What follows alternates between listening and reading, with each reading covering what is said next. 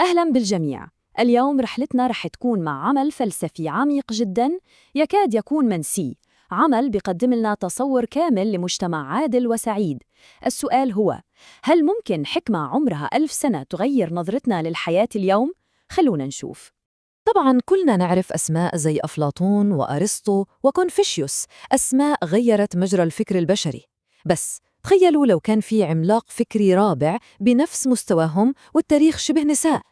هون بنتكلم عن نص أيغوري من القرن ال11، نص بيرسم خريطة طريق واضحة جداً لمجتمع عادل وسعيد. هذا هو كتاب الحكمة اللي بتمنح السعادة، وهو قطعة أساسية من الفلسفة العالمية اللي فعلاً تستاهل نرجع نكتشفها. طيب خلونا نبدأ برحلة الكتاب المدهشة على مدار 1000 سنة. قصة بقائها التحفة الفنية لوحدها حكاية ملحمية.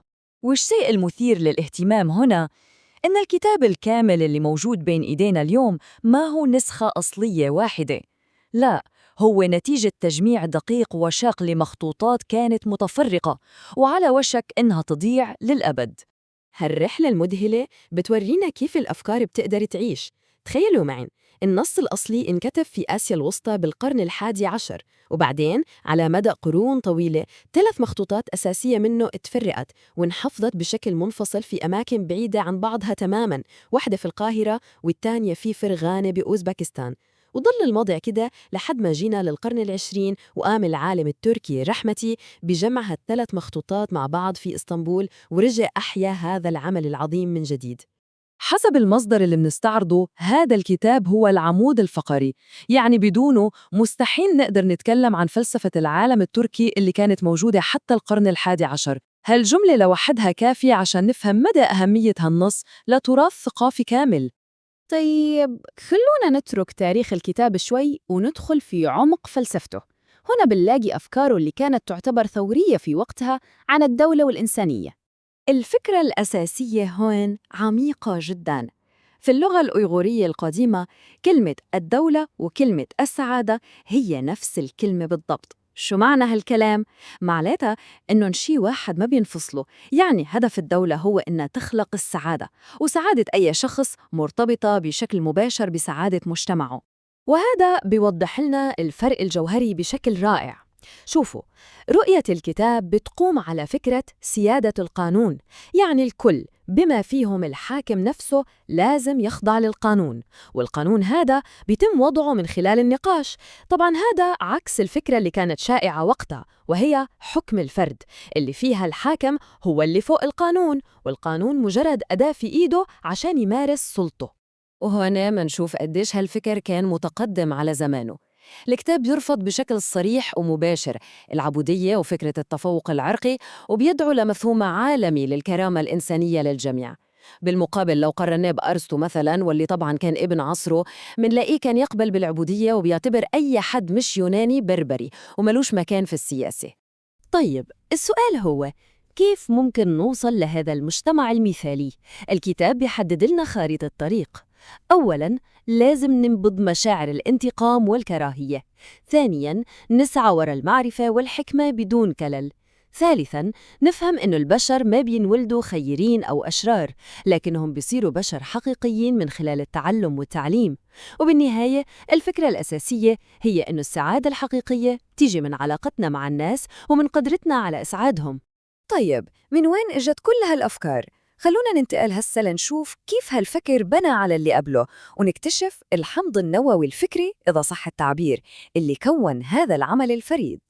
المصدر اللي بنرجع له بيحدد إنه النص هذا عبارة عن توليفة عالمية من الأفكار، يعني هو متأثر بشكل أساسي بالفلسفة اليونانية القديمة، أفلاطون وأرسطو، وكمان بالفلسفة الإسلامية من خلال مفكرين كبار زي الفارابي، وفوق كل هذا اتأثر بالتقاليد البوذية اللي كانت موجودة عند الأويغور نفسهم.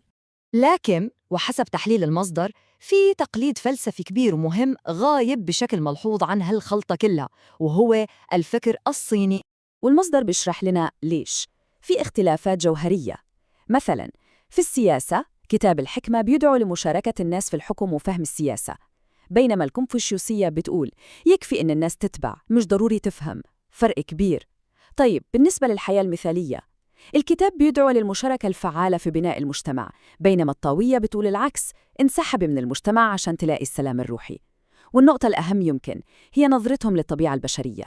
الكتاب بيشوف الإنسان كصفحة بيضاء بتكتمل بالتعلم، وهذا بيتعارض تماماً مع فكرة إن الإنسان له طبيعة متأصلة محتاجة توجيه صارم وهرمي. وكل هذا بيوصلنا لإرث الكتاب اليوم في عالمنا الحاضر. طيب ليش عمر 1000 سنة لسه مهم جداً؟ المصدر بيستخدم تشبيه قوي جداً عشان يوضح الفكرة.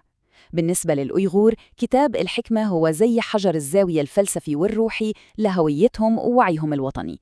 وهذا بيشبه كتير مثلاً دستور الأمير شوتوكو في اليابان اللي كان مكون من 17 مادة وشكل الإطار الأخلاقي والسياسي للأمة اليابانية. تخيلوا، أكثر من 1000 سنة. طوال كل هذا الوقت كانت هالفلسفة هي الأساس اللي بنيت عليها الهوية والتعليم والطموحات عند الأويغور والشعوب التركية. 1000 سنة من التأثير اللي ما انقطع. يعني هذا الكتاب مش مجرد قطعة أثرية في متحف. المصدر بيقول شيء مؤثر جداً. نحن نربي أطفالنا تحت تأثير هذا الكتاب لأنه في أخلاقيات حديثة لسه صالحة في مجتمعنا الدولي اليوم. هذا بيورينا أنه وثيقة حية وبتشكل قيم الأجيال حتى يومنا هذا. وبالنهاية كل هالتحليل بتركنا مع سؤال عميق جداً: كيف ممكن لفلسفة قديمة لأم من الأمم إنها ترسم ملامح مستقبلها؟ سؤال بخلينا نفكر في قوة الأفكار وكيف إنها بتقدر تعبر الزمن وتأثر فينا اليوم.